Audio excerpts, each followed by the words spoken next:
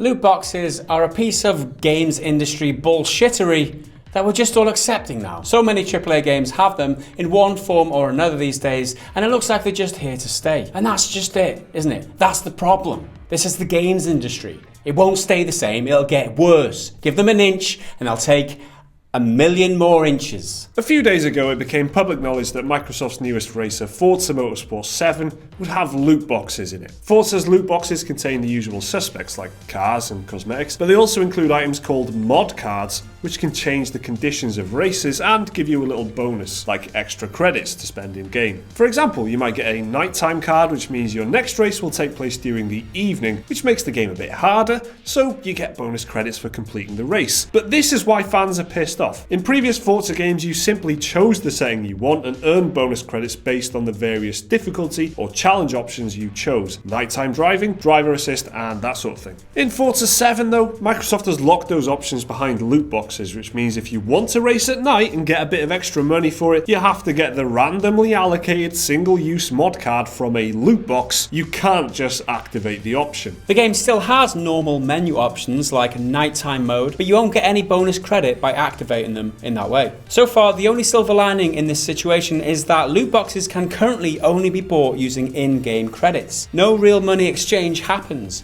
Yet. Although Microsoft has confirmed once the in-game economy has settled, they will offer a currency called tokens, which can be bought using real-world money. Turn 10 confirmed its plans in a statement to Ars Technica. Does it sound too much like arse?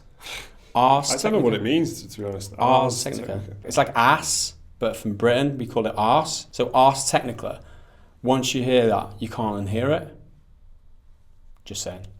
Once we confirm that the game economy is balanced and fun for our players is out in the wild, like fun is something that they make and they release out in the wild. Not very fun when you've got loot boxes in your game, that's for sure. We plan to offer tokens, a real money currency that works like CR, as a matter of player choice. Yeah, they always say that. It's a matter of player choice. It's like, oh, some players will play the game their own way and we'll just charge them a bit of money for that privilege. It's like trying to make it sound like that you may not like loot boxes, you may not like microtransactions, but some people do. Some people like the choice. Those people are morons. Why do you think it's all right to charge them for the right to play the game their own way? I mean, the fact that all these things were options and whatever in the previous games, and if you want to activate that and get the bonus that would be attached to that because you've made the game a bit more challenging for yourself, now you have to get that option, and it is an option, it's just a setting. You get that setting in a loot box now.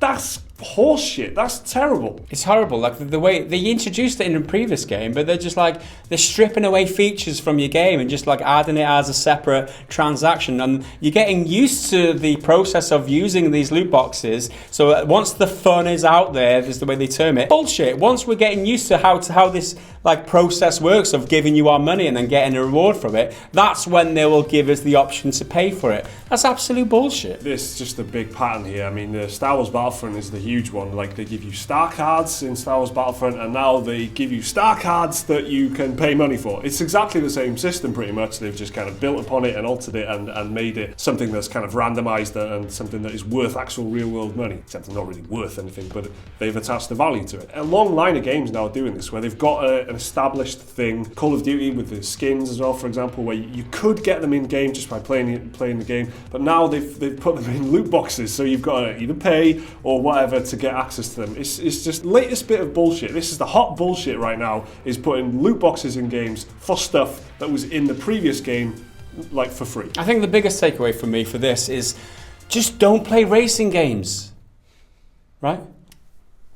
If the loot boxes weren't enough to piss off some of their fans, Microsoft also made some sneaky little changes to the game's Season Pass. Forza 7's VIP Pass is meant to give players access to exclusive cars, racing suits, and, it seemed, a permanent credit bonus. The permanent credit bonus was meant to give players double the amount of credits earned per race. So, for example, if you got 5,000 credits from one race, but you owned the VIP Pass, then the game would double your reward to 10,000. Money well spent, I say. But once people learned about the loot box system, they started to question whether or not this credit bonus would still be in the VIP pass, because it would effectively make the loot boxes redundant. And they weren't wrong. Upon closer inspection of the VIP pass's description, the community found that Microsoft seemed to have changed the content without telling anyone. The original description said Forza Motorsport 7 VIP members receive exclusive VIP cars. VIPs will receive additional benefits including 100% CR bonus mods, VIP driver gear and more.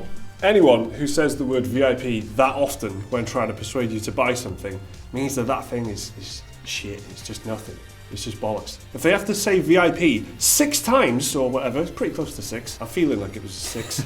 And they want you to believe that it's something by saying VIP a lot, which means all. Which means you're important, because you're very important if you buy it. Bullshit. But the revised description now says Forza Motorsport 7 VIP membership features exclusive rewards you can't get anywhere else. Forza Motorsport VIPs receive exclusive VIP cars, VIP driver gear suits, as well as 5 100% CR bonus mod cards, 5 uses per card, and more. So they've replaced the permanent credit bonus with a few mod cards, which can only be used 5 times each, and once they're gone for good. Now this change led people to accuse Microsoft of building the entire game around the loot box system in an effort to make players buy them instead of relying on normal gameplay progression. Fans were so angry that they decided to review bomb the VIP pass on the Microsoft Store, and at the time of recording it has a 1.4 out of 5 star rating. Jeff Gerstmann from Giant Bomb is one of the people who came out to say he believes the game is skewed towards loot boxes, and he tweeted, "Each time the Forza 7 announcer invites me to get mods or prize crates, I get a step closer to thinking this game's progression is bullshit." Strong words there, Jeff. Online publication Ars Technica wrote an extensive article about the nature of Forza's loot boxes, calling it a new low and pay to earn. Ars Technica even goes as far as calling Forza's loot boxes a loot box system so stupid and unnecessary that I can finally name and deconstruct the demonic practice in no uncertain terms. So a bit of background on this guy, Jeff Gerstmann.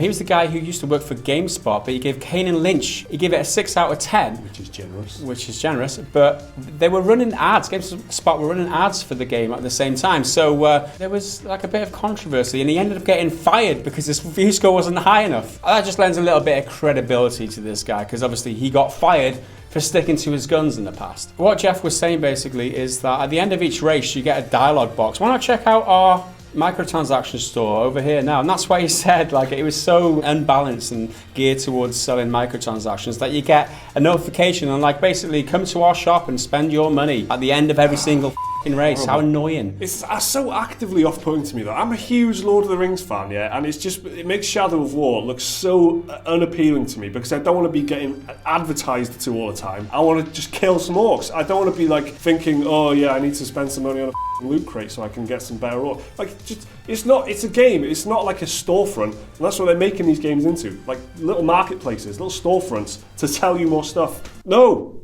thank you. The big theme here is loot boxes kind of being tied to difficulty or options or something that kind of alters the game a little bit, and that's how all these companies are saying, oh, it's up to player choices. We're just giving players the options that they want, and this is a long pattern of things that are happening. The other thing is customization, of course. So if you want to like change skins or different characters or whatever, things that just look a bit different, it's just a way for them to avoid the pay to win tag, which is like, you can't say that. So they think they're having skins or altering difficulty modes or whatever, that's the way forward, and that's why they're in so many games. They are in every game, it feels like at the moment. Like every big AAA game has got these things in. It's really annoying, like it's really bad. It's a bad practice. I feel like it's going to die out. I don't think it's going to last too long because it just gets an uproar. Every time a community finds out that their game has got this kind of system in it, they get very mad. I don't know, it depends on how much that costs them, because if they're like you talk about shark cards in GTA 5, I mean they made hundreds of millions of pounds just off shark cards, but the community backlash did not cost them $800 million or whatever it was. So I mean it's the way in between, like how much is their reputation worth? Like if it's not worth $800 million, then let's sell shark cards. So are you becoming desensitized to all this microtransaction bullshittery that's going on in the industry? Let us know down in the comments below. Like the video if you enjoyed it, subscribe if you're new around here. There's another video to check out around about here on your screen. Support us on Patreon if you are that kind of awesome, and we'll see you again in the next video. Bye for now.